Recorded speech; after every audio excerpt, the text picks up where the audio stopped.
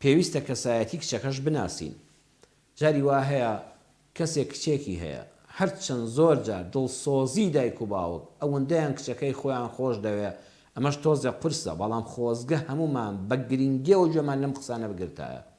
ئەگە کچێکی باشی دینداری ڕێک و پێکت هەیە، کوڕێک هاتە خوازبێنی، ئەبێ سیرکەی ئایا کچەکەی تۆ لەگەڵ ئەم کوڕەیە دەگونجێیان نا. بۆ نمونە تۆ تەحقیقت کرد کوڕەکە کوڕێکی عەسەبیە، کوڕێکە دیندارە، کاسبە، بەڕێزە، بەڵام ئەعسابی گەرمە، دایمە تووڕەیە، زوو هەڵدەچێ.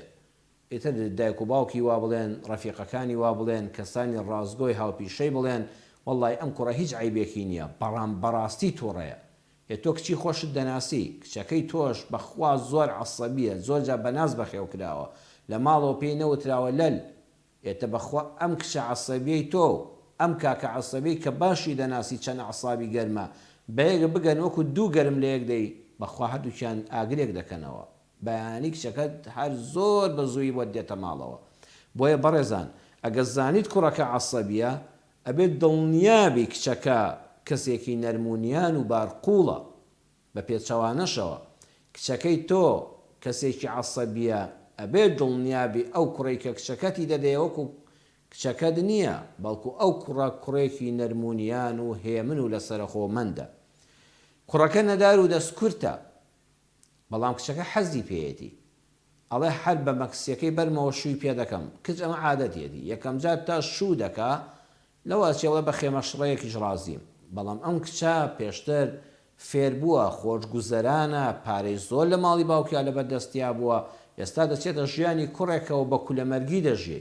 ئەمەش خەتەرە، چونکە ئەمە لە دوایە بەیەکەوە ئیدارە ناکەن، هەتاوەکو مەسافەیە گەرموگوڕی هاوسەرگیری لە بەینیانە کاڵ و کەم دەبێتەوە، ئیتر وردە وردە کچەکان بیانوەکانی دەست پێ دەکا، ئافرەت داواکاری زۆرە، کوڕەکەش گیرفانی بەتاڵە. ئەم دوانە هیچ عیبێکیان نەبوو، بەڵام دەستکورتی کوڕەکە و بێقەناعەتی کچەکە وای کرد کە تەلاق ڕوو بدا. ئێستا خەڵک زۆر بەی دەپرسێ باشە بۆچی ئەم ڕێژەی تەلاقەی یەکجار زۆر بووە؟ هۆکارەکەی ئەوەیە ئەم کوڕ و کچە هاوکوفی یەکتر نین. ئێمە زۆر جا خەڵک پرسمان پێ دەکا، من و تۆ دڵسۆزی خەڵکەکەین، ئەڵە فڵان کەس باشە، دڵی باشە، بەس ئەوەیە دەست پاکە و داوێن پاکە، ئەهلی مزگەوتە، بەڵام نازانین بەرامبەرەکەی چۆنە. ئەم دەستکورتە، ئەو بەراقەناعەتە، ئەم لەسەرە خۆیە. ئەگەر ئەو عەسەبی بێ دەتوانن بەیەکەوە ئیدارە بکەن، بەڵام دوو عەسەبی نا، ئەگە هەردووکیان هێمن و لەسەرخۆ بن، نووری عەلا نوور.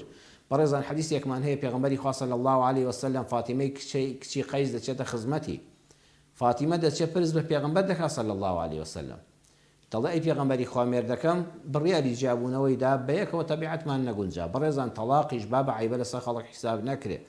فاتیمەی کچی قەیسە لە زمانی پێغەمبەرە صلی الله علیه وسلم، سەحابیەیە، بە خزمەت پێغەمبەر گەیشتووە، ئیمانی پێهێناوە، مێردەکەشی سەحابیە، بەیەکەوە نەگونجان، دوو تەبیعەتی بەیەکەوە نەگونجاو بوون، لێک جابوونەوە.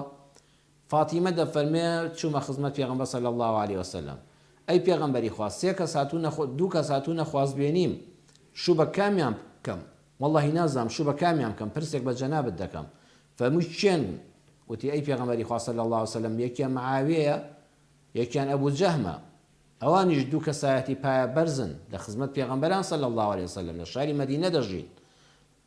ئەمانە دینداری تەواون، جیلی یەکەمی بەختەوەرانی ئیسلامن کە چاویان ڕۆشن بووە بە پێغەمبەری خوا صلی الله علیه وسلم. بەڕێزان، ئالەو کاتەدا پێغەمبەر فەرمووی صلی الله علیه وسلم، فەرمووی شوو بە ئەبا جەهم مەکە. بۆ؟ خۆ ئەبوو جەهم پیاوێکی دیندارە، ئەهلی مزگەوت و جومعە و جەماعەتە. فەرمووی تەبیعەتی فاتیمەی پێغەمبەر صلی الله علیه وسلم باش ناسیوە.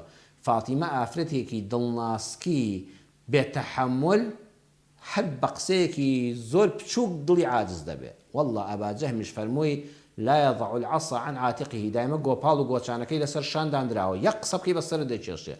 ئەم فاتیمە دڵناسکە و ئەم پیاوە تووڕە دڵنیام دوای مانگێک جیا دەبنەوە، لەبەرەوە شووی پێم بکە. فەرمووی معاویەش صعلوک لا مال له، پیاوێکە زۆر گیرفان بەتاڵ و ماڵی خاڵیە و مەتبەخی گەرم و گوڕ نییە. یخوا مەعیبە نییە، پێغەمبەر صلی الله علیه وسلم فەرمێ کچەکان شوو بە کوڕە هەژارەکان مەکەن. نا بەڕێزان، لە حەدیسەکان وەک خۆی حاڵی بن، فاتیمەی ناسیوە کە ئافرەتێکی خۆشخۆری جوانپۆشی ماڵە دەوڵەمەندە، سمعاوی بەڕێزیش کوڕێکی هەژار و دەستکورت و نەدارە ئێ بەخوا ئەمانە بەیەکەوە ئیدارە ناکەم فاتیمە قوڵی ئەو ژیان هەژارەی نییە بەڵام فەرمووی ئەوەی کە بۆ تۆ دەگونجێ ئوسامەی کوڕی زەیدە شووی بە ئوسامە کرد و دەفەرمە بەیەکەوە حەسانەوە